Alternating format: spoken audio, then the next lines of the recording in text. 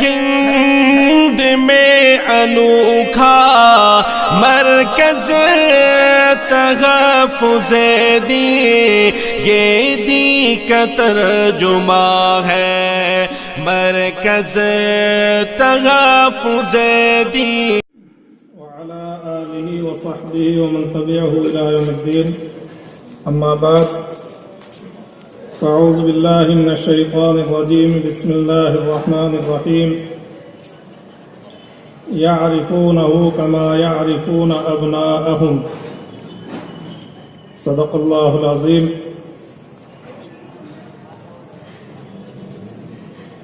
عالی قدر صدر اجلاس، حضرات علماء کرام، ائمہ اعظام اور معزز بزرگوں اور بھائیوں،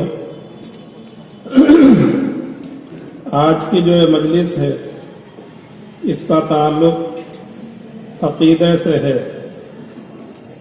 اور عقیدے کی جو اہمیت ہے وہ ہم سب جانتے ہیں کہ عقیدہ اگر صحیح ہے تو آدمی ایک نہ ایک دن جنت کا مستحق ہو جائے گا، اور اگر عقیدہ صحیح نہ رہے اور ایمان سے محرومی کی حالت میں اس دنیا سے چلا جائے تو ایسی صورت میں پھر اسے کبھی جنت نصیب نہیں ہوگی، اس کا ٹھکانہ ہمیشہ ہمیشہ جہنم ہی ہے۔ تو اس لیے عقائد کے سلسلے میں اعمال کی بنسبت ہمیں زیادہ فکر مند ہونے کی ضرورت ہے کہ ہمارا جو عقیدہ ہے وہ صحیح رہے، وہ خراب نہ ہو پائے، وہ بگڑ نہ جائے، اور ہم کہیں اس حالت کو نہ پہنچ جائیں کہ اپنے آپ کو ایمان والا سمجھتے رہیں اور حقیقت میں ایمان والے نہ رہیں، اور اللہ رب العزت کے یہاں ایمان والوں کی فہرست سے خارج ہو جائے۔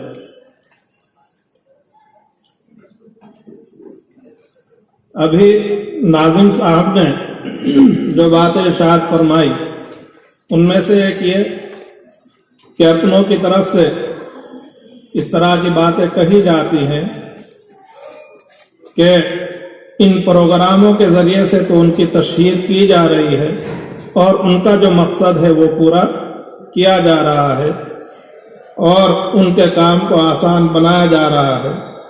تو اس طرح کی باتیں بہت سارے لوگ کہتے ہیں، ہمارے سامنے بھی یہ باتیں آتی رہتی ہیں، لیکن یہاں پر یہ سمجھنے کی ضرورت ہے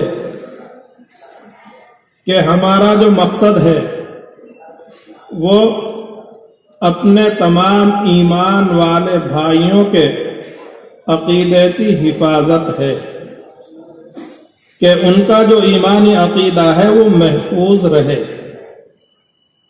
اور اسی طریقے سے جو ایمان کے عقیدے سے محروم ہے یا پہلے ایمان والے تھے لیکن محروم ہو گئے، تو ان کے لیے بھی ہماری فکر مندی ہے کہ وہ ایمان والے بن جائیں، چاہے وہ لوگ ہوں جو پہلے سے ہی ایمان والے نہیں ہیں۔ ان کے لیے آج کی اس مجلس کی گفتگو نہیں ہے، بلکہ ان کے تعلق سے دوسرے انداز کی گفتگو ہوتی ہے، لیکن ہماری ذمہ داری میں اور ہماری فکر میں وہ لوگ بھی شامل ہیں۔ اسی طریقے سے وہ لوگ جو ایمان والے تھے حقیقت میں وہ ایمان سے خارج ہو گئے، تو انہیں یہ بات سمجھانا کہ بھائی ان بنیادوں کی وجہ سے آپ ایمان سے خارج ہو گئے ہیں، یہ بھی ہماری ذمہ داری ہے۔ اور آج کی جو یہ مجلس ہے اس میں اس طرح کی گفتگو اور بات چیت ہوگی۔ تو چونکہ ہمارا جو مقصد ہے اس میں اپنے ایمان والوں کے ایمان کی حفاظت بھی ہے، اس حفاظت کی ایک شکل یہ بھی ہے کہ وہ عقائد جن کے بارے میں ہمیں معلوم ہو گیا کہ ان عقیدوں کو اختیار کرنے کی وجہ سے آدمی ایمان سے خارج ہو جاتا ہے، ایمان سے محروم ہو جاتا ہے، اور اس طرح کے عقیدے کو رکھنے والے لوگ موجود ہیں اور وہ اپنے آپ کو مسلمان کہتے ہیں، اور اسی طریقے سے ان کا جو ماضی ہے وہ بھی مسلمان ہونے کی حیثیت سے تھا، ان کا جو گھرانہ ہے وہ بھی مسلمان تھا اور ہے، لیکن وہ خود ایمان سے خارج ہو گئے اور وہ اپنے آپ کو مسلمان سمجھ رہے ہیں۔ تو ایسے جو لوگ ہیں، اپنے جو ایمان والے ہیں، ان کو ان عقائد سے باخبر کرنا، تاکہ یہ عقیدے ذہنوں میں رہیں گے، تو پھر ایسی صورت میں اس عقیدے کے تعلق سے اگر کوئی آئے گا اور بتائے گا تو صحیح بات کانوں میں پڑی ہوئی ہوگی، ذہنوں میں بیٹھی ہوئی ہوگی، تو ایسی صورت میں ان غلط باتوں کو اور غلط عقیدوں کو سننے کے ساتھ ہی آدمی متنبہ ہو جائے گا، باخبر ہو جائے گا اور سمجھ جائے گا کہ جس طرف یہ بلانا چاہتا ہے یہ کسی اور چیز کا نہیں بلکہ میرے ایمان کا لٹیرا ہے، اس لیے اس سے مجھے بچ جانا چاہیے، محفوظ ہو جانا چاہیے۔ تو اس بنیاد پر ہمیں اس بات کی ضرورت پیش آتی ہے کہ اپنے تمام مسلمانوں کو ہم منبر کے ذریعے سے، اسٹیج کے ذریعے سے، اجلاس کے ذریعے سے، اپنے خصوصی ملاقاتوں کے ذریعے سے، اپنی تحریروں کے ذریعے سے، اپنے بیانات کے ذریعے سے آگاہ کرتے رہیں۔ اس لیے لوگوں کے سامنے اگر یہ بات نہ آئی ہو تب بھی بتانا ضروری ہے۔ اسی طرح سے ایک بات یہ بھی کہی جاتی ہے کہ اگر ان صحیح عقیدوں کا بتانا ضروری ہے اور ان کی اہمیت ہے تو پھر ایسی صورت میں جو صحیح عقیدے ہیں ان کو ہی بیان کر دیا جائے اور ان کے جو باطل عقیدے ہیں ان کو ذکر نہ کیا جائے، اور اسی طریقے سے وہ جو غلط مطلب احادیث کا اور قرآن کریم کی آیات کا بیان کرتے ہیں وہ بیان نہ کیا جائے، تو اس سے بھی صحیح عقیدے تو معلوم ہو جائیں گے۔ تو یہ بات بھی بظاہر اپنی جگہ پر صحیح ہے، لیکن اس صورت میں یہ سمجھتا ہوں کم از کم، اور مجھے اس بات کا اندیشہ ہے کہ اگر صرف صحیح عقیدوں کو اور صحیح باتوں کو ہی بیان کیا جائے اور ان کی غلط تعویل کا ذکر نہ کیا جائے اور اس کا غلط ہونا نہ سمجھایا جائے، تو ایسی صورت میں اس بات کا اندیشہ ہے کہ ہماری جو منبر کی اور اسٹیج کی باتیں ہیں وہ بجائے روکنے کے کہیں ان کی باطل عقیدوں اور بری باتوں اور غلط باتوں کو صحیح تسلیم کرنے کا ذریعہ نہ بن جائے۔ وہ کیسے؟ وہ اس طرح سے کہ اگر ہم نے صرف قرآن و حدیث کی جو صحیح باتیں ہیں انہی کو اپنے عوام کو سمجھایا اور بتایا، تو وہ جو باطل عقیدے والے ہیں وہ بھی انہی آیات اور احادیث کو پیش کرتے ہیں، وہ بھی انہی آیات اور احادیث کو پیش کرتے ہیں، کوئی اور چیز پیش نہیں کرتے ہیں۔ تو اب یہ کہہ لیجئے کہ ایک آدمی ہے، اس نے منبر سے بھی انہی باتوں کو سنا ہے اور اس غلط عقیدے والے سے بھی انہی کو سن رہا ہے، تو یہاں تک وہ کیا کہے گا کہ دونوں کی باتیں مل رہی ہیں۔ جب دونوں کی باتیں مل رہی ہیں تو ایسی صورت میں وہ جو کہنے والا ہے اور نوجوان ہے اور بظاہر مشرح ہے، سر کے اوپر ٹوپی بھی ہے، چہرے کے اوپر داڑھی بھی ہے، لمبا کرتا بھی ہے، اونچا پائجامہ بھی ہے، اور صورتحال یہ ہے کہ مسجد میں آتا ہے تو خاموشی کے ساتھ آتا ہے، جماعت شروع ہونے سے اتنے پہلے آ جاتا ہے کہ صف اول میں اسے جگہ مل جاتی ہے، سکون کے ساتھ میں بیٹھا رہتا ہے، اٹھ کر کے جاتا ہے تو کسی سے کوئی بات نہیں کرتا ہے، راستے میں چلتے ہوئے کسی سے گفتگو نہیں کرتا ہے، کہیں آپ کو ہوٹل کے اوپر بیٹھا ہوا نظر نہیں آئے گا، کسی چوراہے کے اوپر وہ کھڑا ہوا نظر نہیں آئے گا، بلکہ اپنی جو رہائش ہے وہاں چلا جائے گا یا جو اس کا مشغلہ ہے اس میں مشغول ہو جائے گا۔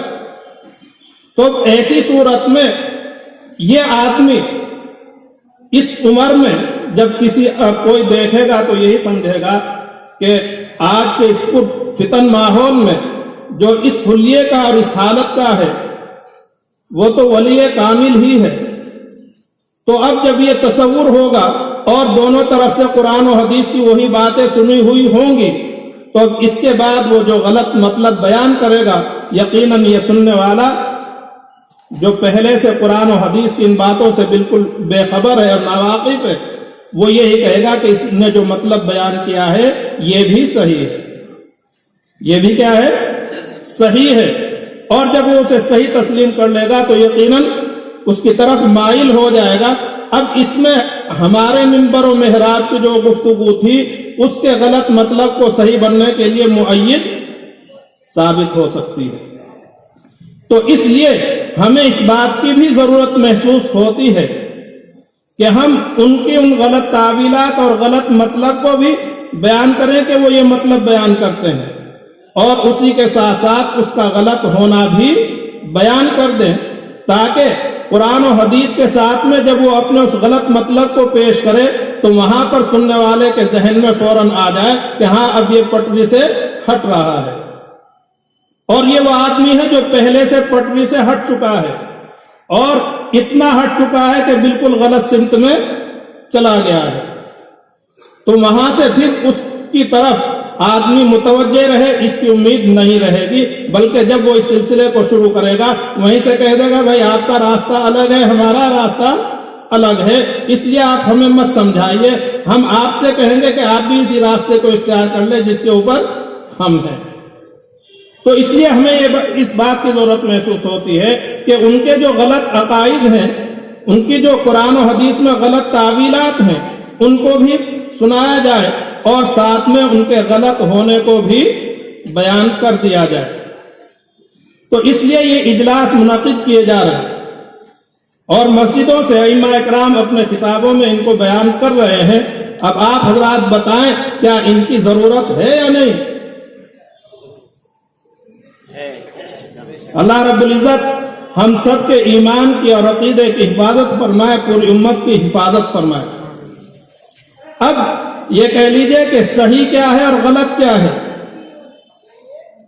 اس میں یہ بات ذہن میں رہے کہ دیکھیں حضور اکرم صلی اللہ علیہ وسلم کے اس دنیا میں مبعوث ہونے سے تشریف لانے سے پہلے، آپ سے پہلے جتنی بھی آسمانی کتابیں نازل ہوئیں ان میں اللہ تعالیٰ نے حضور اکرم صلی اللہ علیہ وسلم کا اتنا تذکرہ فرمایا ہے کہ جو ان کو پڑھتا اور جو آپ کو دیکھتا وہ فوراً پہچان لیتا کہ آپ ہی اللہ کے آخری نبی ہیں۔ جو ان چیزوں کو پڑھا ہوا ہوتا اور آپ کو دیکھتا اسے پہچاننے میں کوئی شبہ نہیں ہوتا، کس چیز میں؟ حضور اکرم صلی اللہ علیہ وسلم کے آخری نبی ہونے میں۔ اسی کو اللہ رب العزت نے قرآن کریم میں بیان فرمایا یعرفونہ کما یعرفون ابناءہم، یہ جو اہل کتاب ہیں حضور اکرم صلی اللہ علیہ وسلم کے آخری نبی ہونے کو اسی طریقے سے پہچانتے ہیں جیسے اپنے بیٹوں کو اپنا بیٹا ہونا پہچانتے ہیں، کہ اپنا بیٹا سینکڑوں بچوں کے بھی بیچ میں ہو تو اسے اس کے پہچاننے میں کسی طرح کا کوئی تردد نہیں ہوتا۔ اور کیسے پہچان لیتے ہیں؟ کیا اللہ تعالیٰ نے آپ صلی اللہ علیہ وسلم کی کوئی تصویر چسپاں کی تھی یا کیا شکل تھی؟ اللہ رب العزت نے اس کو بھی بیان فرمایا یجدونہ مکتوبا عندہم فی التوراۃ والانجیل، یہ جو اہل کتاب ہیں حضور اکرم صلی اللہ علیہ وسلم کو توریت اور انجیل میں لکھا ہوا پاتے ہیں۔ کیا لکھا ہے؟ اس میں حضور اکرم صلی اللہ علیہ وسلم کے حلیے کو بھی لکھا ہے، حضور اکرم صلی اللہ علیہ وسلم کے ہجرت کر کے جانے کی جو جگہ ہے وہاں کے حالات کو بھی لکھا ہے، حضور اکرم صلی اللہ علیہ وسلم کے اخلاق کو بھی لکھا ہے، حضور اکرم صلی اللہ علیہ وسلم کے معاملات کو بھی لکھا ہے۔ تو ان سب چیزوں کے ذریعے سے وہ اہل کتاب جو آپ کو دیکھتے فوراً آپ کو پہچان لیا کرتے تھے۔ ایک یہودی کا واقعہ ہے کہ اس کا حضور اکرم صلی اللہ علیہ وسلم کے ذمہ کچھ قرض تھا، اس نے مطالبہ کیا اور مطالبے میں اس نے سختی اختیار کی، آپ صلی اللہ علیہ وسلم نے اسے کچھ نہیں کہا۔ آپ کے ساتھ میں جو صحابہ تھے اس کی سختی سے پریشان ہو رہے تھے اندر اندر، لیکن حضور اکرم صلی اللہ علیہ وسلم کے موجود ہونے کی وجہ سے اس سے کچھ کہہ نہیں رہے تھے. باقی جب موقع ہوتا اشارے سے کنائے سے وہ اس یہودی کو گھورتے اور اشارہ کرتے کہ تم یہ کیا کر رہے ہو. حضور صلی اللہ علیہ وسلم کو جب احساس ہوا کہ حضرات صحابہ کرام رضوان اللہ تعالی علیہم اجمعین کا یہ رویہ ہے تو آپ صلی اللہ علیہ وسلم نے اس یہودی کو کچھ نہیں کہا. حضرات صحابہ کرام رضوان اللہ تعالی علیہم اجمعین سے ہی کہا کہ اس کا حق ہے اور حق والے کو اختیار ہوتا ہے. آپ صلی اللہ علیہ وسلم کے اس فرمانے کے بعد وہ جو یہودی تھا اس نے کلمہ پڑھا اور ایمان لے آیا اور اس نے کہا کہ میں نے آپ کے تعلق سے جو جو چیزیں پڑھی تھی وہ سب آپ کے اندر موجود تھی. یہ ایک چیز باقی تھی میرے علم کے مطابق. میں نے پڑھا تھا کہ آپ کا جو حلم ہے تحمل ہے وہ آپ کے غصے کے اوپر غالب رہے گا. اس کا تجربہ مجھے ہو گیا اور اس تجربے سے یہ بات ثابت ہو گئی کہ واقعی آپ کا جو حلم ہے وہ آپ کے غصے کے اوپر غالب ہے. میں یہ سب کر رہا ہوں جس سے آدمی کو غصہ آتا ہے. آپ کے جو صحابہ ہیں انہیں غصہ آ رہا ہے لیکن آپ ہیں کہ آپ کے اندر غصے کی کوئی کیفیت نہیں ہے, انتہائی آپ متحمل ہیں. تو یہ چیز باقی تھی, یہ میرے علم میں آ گئی اور مشاہدے میں آ گئی, اس لیے میں مسلمان ہو گیا. تو اس طرح سے اللہ رب العزت نے آپ صلی اللہ علیہ وسلم کے حالات کو ان کتابوں میں بیان کیا جن کو پڑھنے کے بعد اہل کتاب آپ کو اس طریقے سے پہچان لیتے جیسے اپنے بیٹوں کو پہچانتے.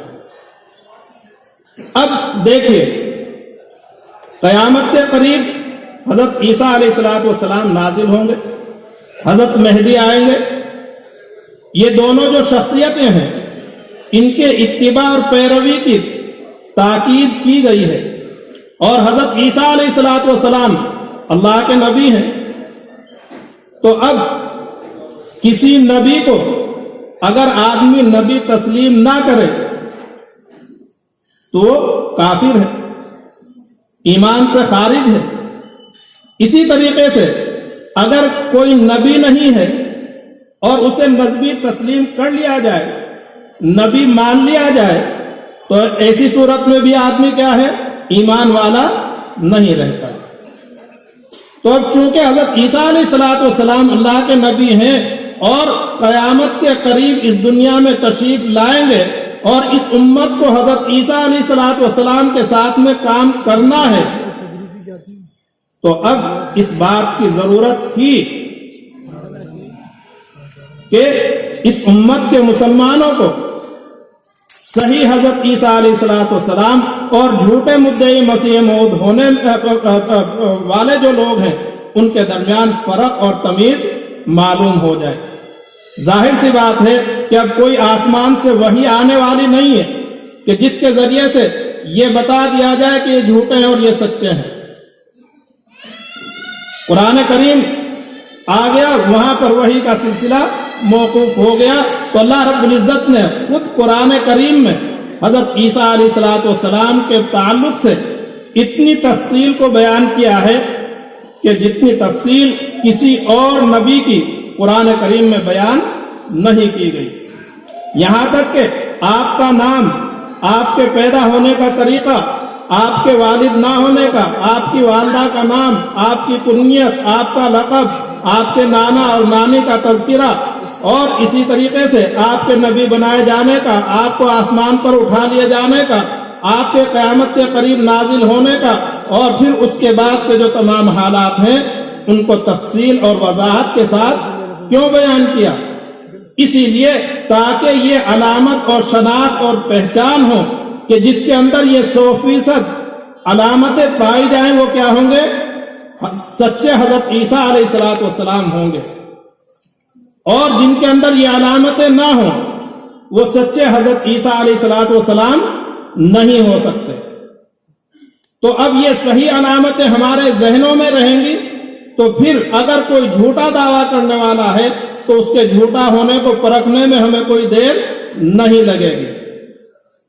اس لیے ان چیزوں کا جاننا ضروری ہے, ان چیزوں کا جاننا ضروری ہے. اور انشاءاللہ اس سلسلے میں کیا کیا علامتیں ہیں وہ آپ حضرات کے سامنے بعد کا جو خطاب ہے اس میں آئیں گی۔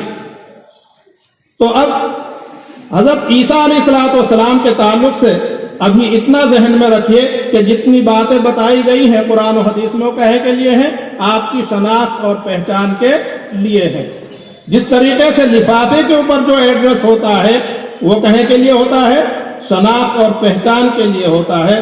اگر یہ کہہ لو کہ نام بھی وہی ہے، ولدیت بھی وہی ہے، گلی نمبر بھی وہی ہے، لیکن مکان نمبر الگ ہو جائے، پوسٹ آفس بھی وہی رہے، باقی اور سب چیزیں وہی رہے، تو کیا یہ کہا جائے گا کہ یہ مکان نمبر بدلنے کی وجہ سے لفافے کے اوپر جو مکان نمبر لکھا ہوا ہے اس کے بجائے اس کا ہے جس کے دروازے پر یہ ڈاکیا کھڑا ہوا ہے، اس کا نام بھی وہی ہے، ولدیت بھی وہی ہے، گلی بھی وہی ہے، باقی ایڈریس بھی وہی ہے، سوائے مکان نمبر پہ؟ تو مکان نمبر کے بدل جانے کی وجہ سے جیسے وہ خط اس کا نہیں ہو سکتا، اسی طریقے سے یہ 100% نشانیاں جس کے اندر نہیں پائی جائیں گے وہ سچے حضرت عیسیٰ علیہ السلام نہیں ہو سکتے۔ اسی طریقے سے حضرت مہدی جو ہیں ان کے تعلق سے بھی حضور صلی اللہ علیہ وسلم نے ان کے نام کو، ان کے نسب کو، ان کے حلیے کو اور ان کے اوصاف کو تفصیل اور وضاحت کے ساتھ میں بیان کیا۔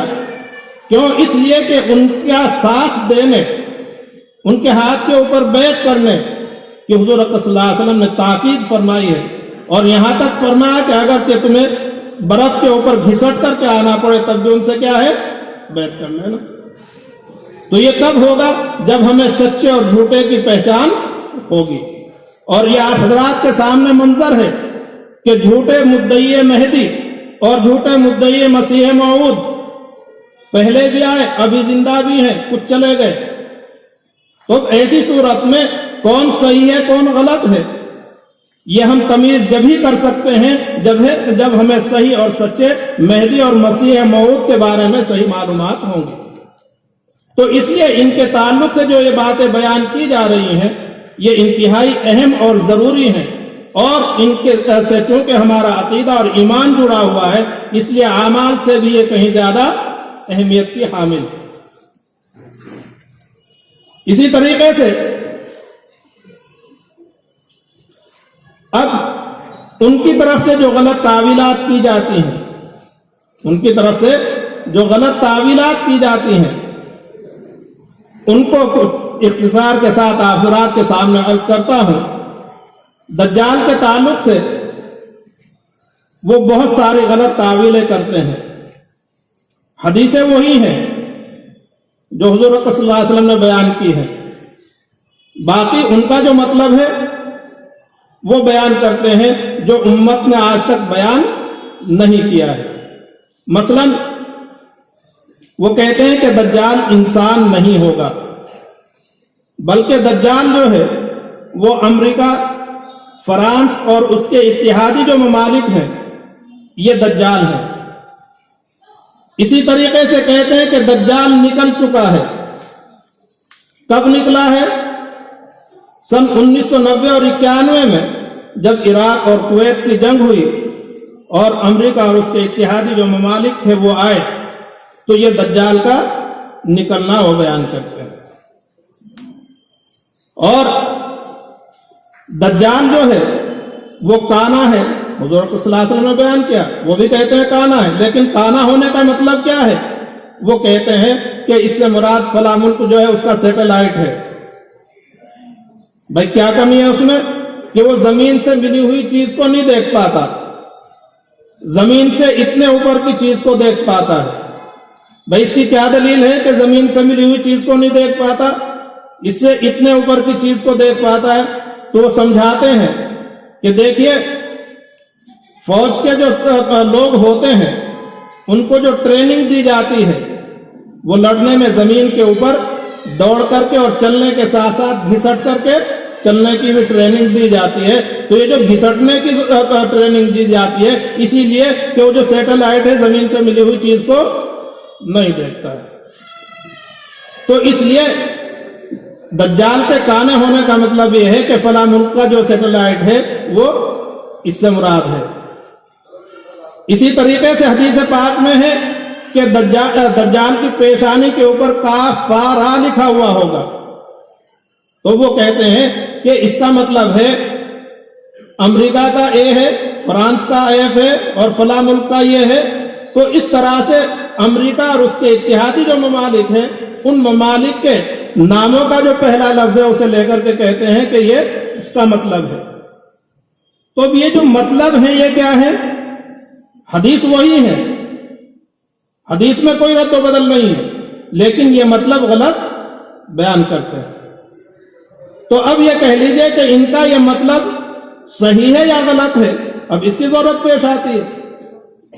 تو اب یہاں پر یہ بات ذہن میں رہنی چاہیے کہ یہ کہنا کہ دجال انسان نہیں ہے یہی غلط ہے. یہ کیا ہے؟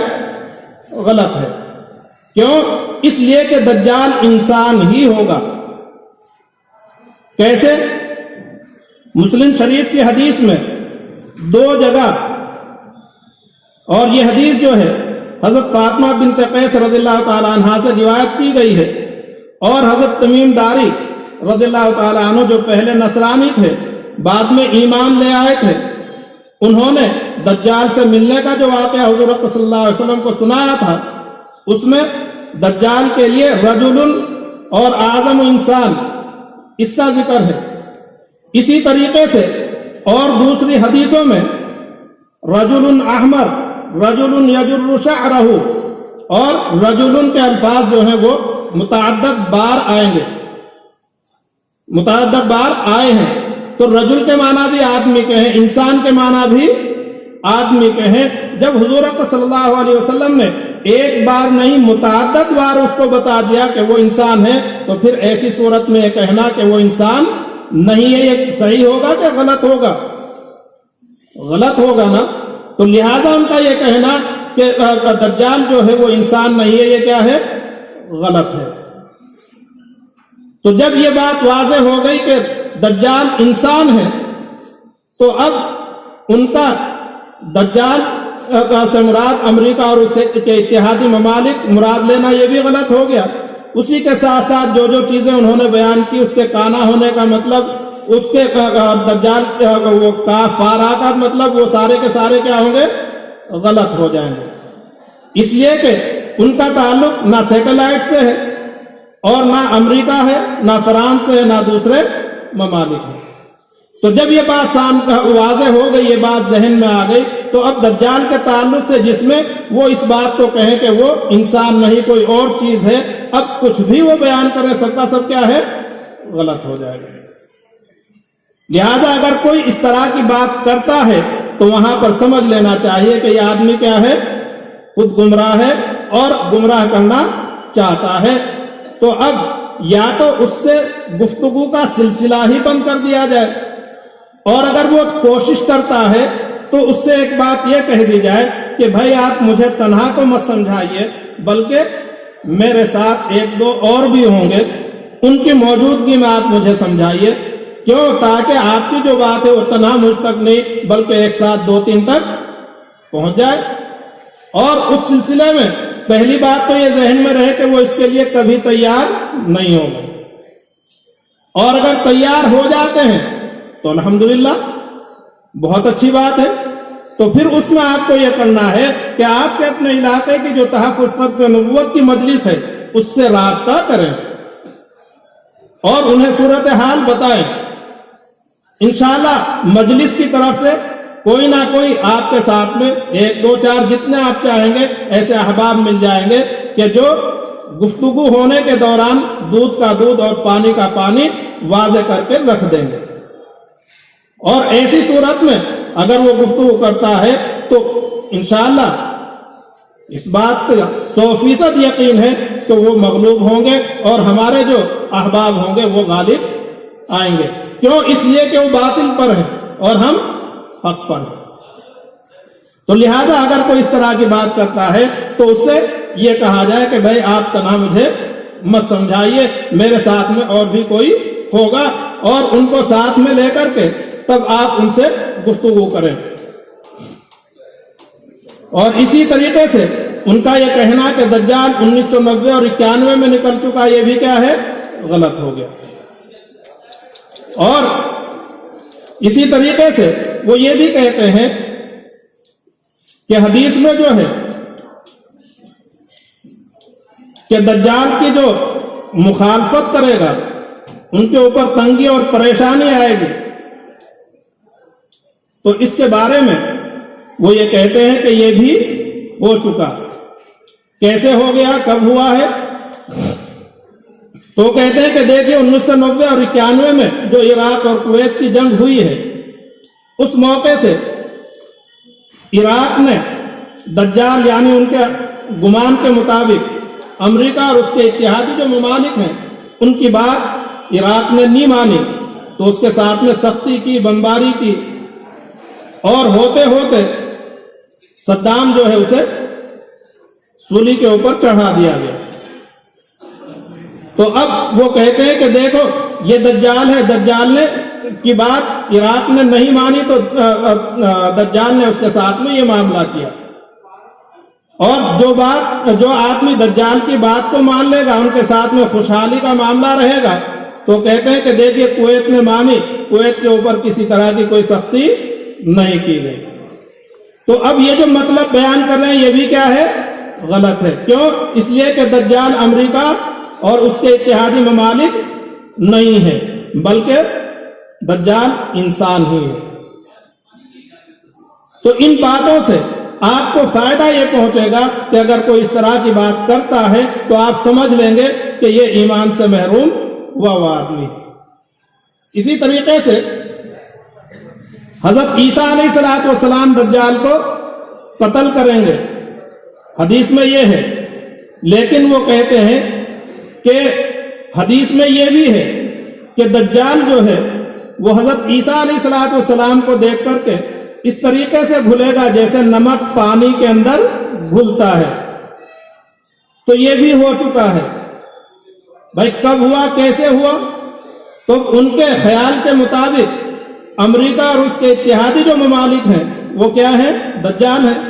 تو وہ کہتے ہیں کہ اس سے ہلاک ہونے کا مطلب یہ ہے کہ ان کی جو اقتصادی حالت ہے وہ کمزور ہو جائے گی. اور دیکھیے امریکہ کے جو بینک ہیں وہ متعدد بینک دیوالیہ ہو گئے تھے, تو اس کی جو اقتصادی حالت ہے وہ کمزور ہوئی, اس لیے یہ جو بات ہے وہ بھی پوری ہو چکی ہے. لیکن یہ کہنا کیا ہے, سراسر غلط ہے. ایک تو اسی وجہ سے کہ دجال جو ہے وہ انسان ہوگا, وہ امریکہ اور اس کے اتحادی ممالک نہیں ہوں گے.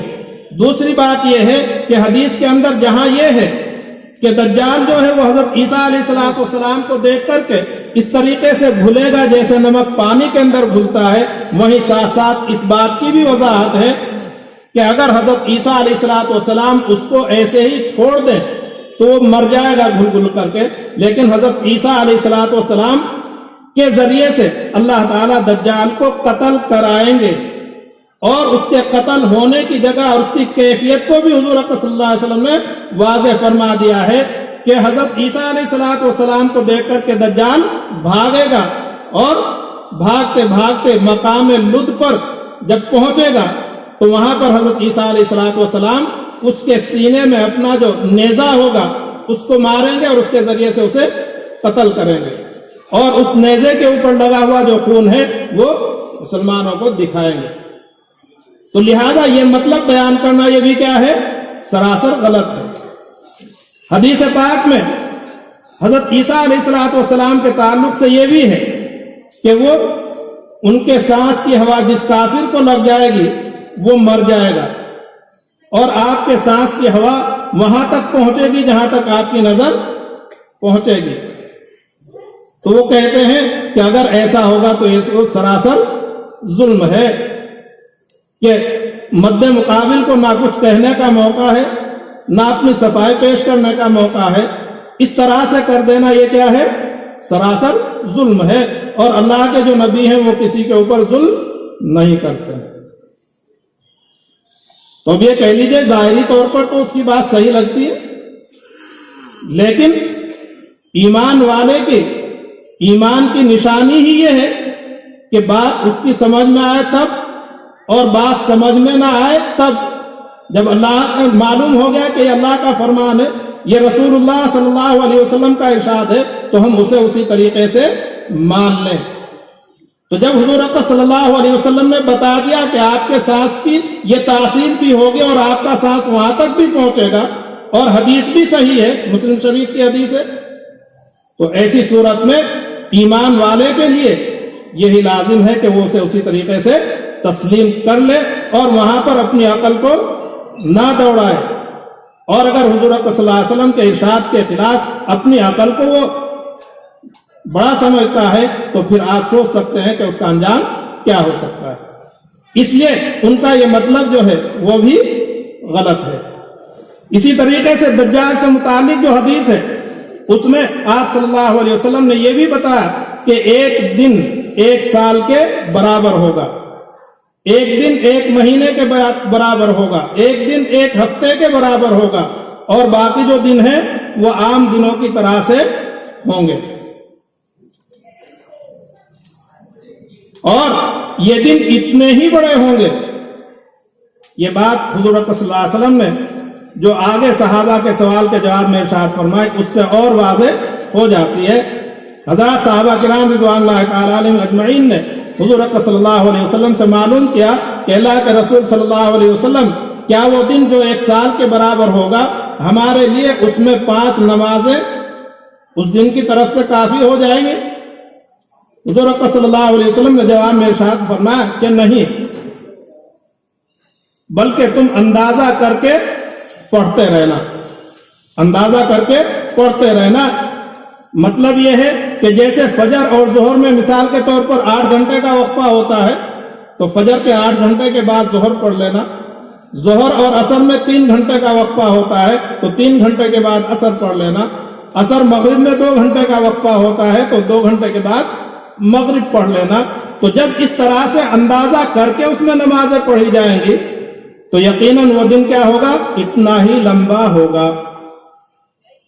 اور جب وہ دن اتنا لمبا ہوگا تو اس سے کیا ہے؟ معلوم ہو جائے گا کہ اب دجال نکل گیا ہے۔ اور یہ علامت اور نشانی اللہ رب العزت نے ایسے رکھی ہے کہ ہر پڑھا لکھا اور بے پڑھا لکھا جو ہے وہ اسے سمجھ سکتا ہے۔ اور شیطان کے دجال کے جو کرتب ہوں گے وہ اس طرح کے ہوں گے بھی کہ ایمان والوں کا ایمان اس سے متزلزل ہو سکتا ہے، اور اسی کی وجہ سے وہ اسے کتنے ہی لوگ جو ہیں اپنا رب اور معبود بھی تسلیم کر لیں گے۔ تو اس کے فتنے سے محفوظ رہ سکے اس کے لیے اللہ رب العزت نے ایسی واضح نشانی بیان فرمائی ہے۔ اس کے تعلق سے وہ کہتے ہیں جب ان سے کہا گیا کہ دیکھیے جہاں دجال نکلے گا کیا وہاں آج تک کسی نے سنا ہے کہ ایک دن ایک سال کے برابر ہوا ہو؟ اور تمہارے کہنے کے مطابق دجال جو 1990 اور 91 میں نکل چکا تو کیا اس وقت ایک دن ایک سال کے برابر وہاں ہوا ہے؟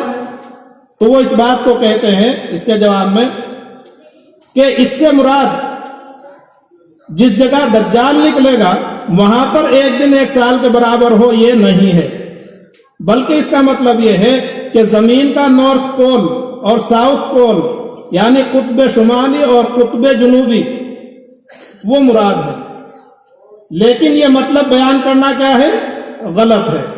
کیوں؟ اس لیے کہ زمین کے یہ دونوں کون ہیں، ان میں ایک دن ایک سال کے برابر یہ سلسلہ تو جب سے ہے جب دن اور رات کے ہونے کا سلسلہ شروع ہوا ہے، تو لہذا اس کی دجال کے نکلنے کے دن سے کوئی خصوصیت نہیں ہے۔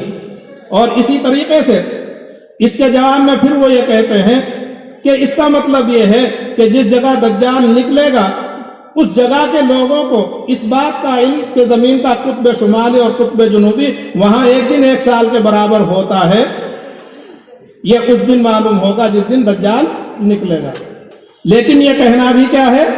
غلط ہے، اس لیے کہ اگر یہ مطلب صحیح ہوتا تو اس کے اعتبار سے عراق اور کویت کے لوگوں کو قطب شمالی اور قطب جنوبی کے اوپر ایک دن ایک سال کے برابر ہونے کا علم اس وقت ہونا چاہیے تھا، حالانکہ یہ حقیقت اور واقعے کے خلاف ہے۔ اس سے بہت پہلے جو ہے وہ لوگوں کو یہ بات معلوم ہو چکی ہے، اس لیے یہ مطلب بھی بیان کرنا کیا ہے؟ سراسر غلط ہے۔ اب اس سے آپ حضرات یہ سمجھ لیجئے کہ علامات قیامت کے تعلق سے اگر وہ اس طرح کی تعویلات آپ کے سامنے پیش کرتے ہیں تو آپ سمجھ لیں کہ یہ غلط ہے اور راہ راست سے ہٹے ہوئے ہیں. اللہ رب العزت مجھے بھی صحیح ایمان اور عقیدے کے ساتھ میں رکھے, آپ حضرات کو بھی اور پوری امت مسلمہ کی ہر قسم کی گمراہی سے حفاظت فرمائے.